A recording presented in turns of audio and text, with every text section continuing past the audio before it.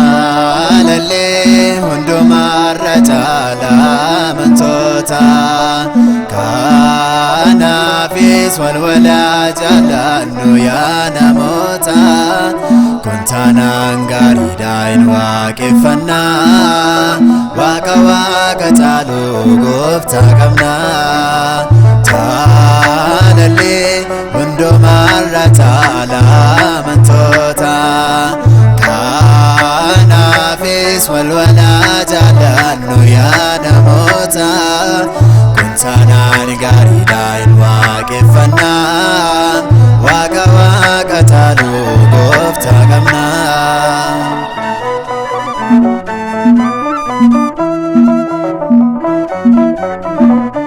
Afaanin beekamneen yoo dubbanne isaayin beekamnes kaane yoo hiikne wanti hundumti yoo nuuf kenname jaalalli obbolummaa maaliif dhibame jaalalli obbolummaa maaliif dhibame jaalalli hundumarra caala amantoota kanaafis walwalaa jaalannu yaa namoota kun taanaan gaariidha hin waaqeffannaa waaqa caalu gooftaa qabna.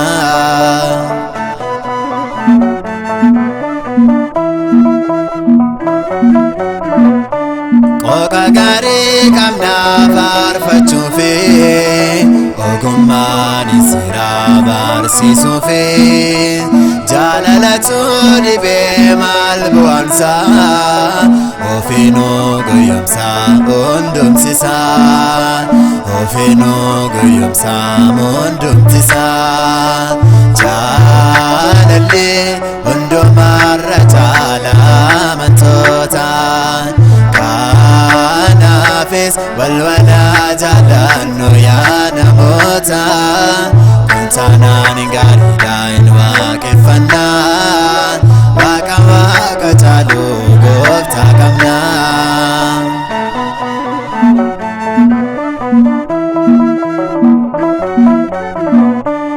Anaaf dhiisii jedhee miilaat na kufee karaatti jabaadheen mana kee dhufee ganamaaf galgalaan aarsaa dhiyeessaa innoonaaf hin margu maafaan facaasa innoonaaf hin margu maafaan facaasa jaalalli hundumarra caala amantoota kanaafis walwalaa jaalannu yaa namoota kun taanaan gaariidha hin waaqeffannaa waaqa caalu gooftaa qabna.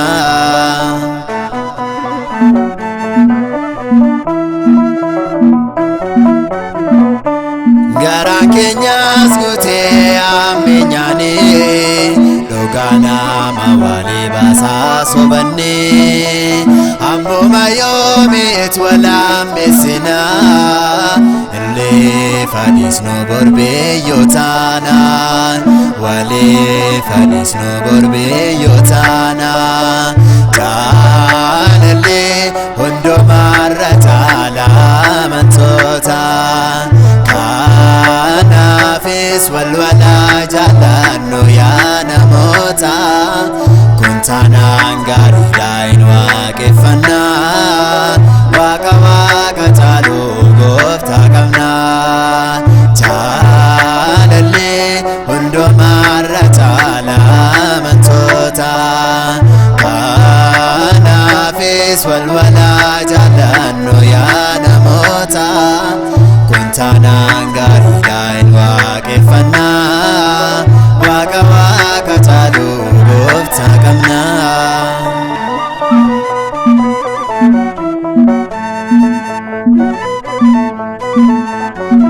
Thank you.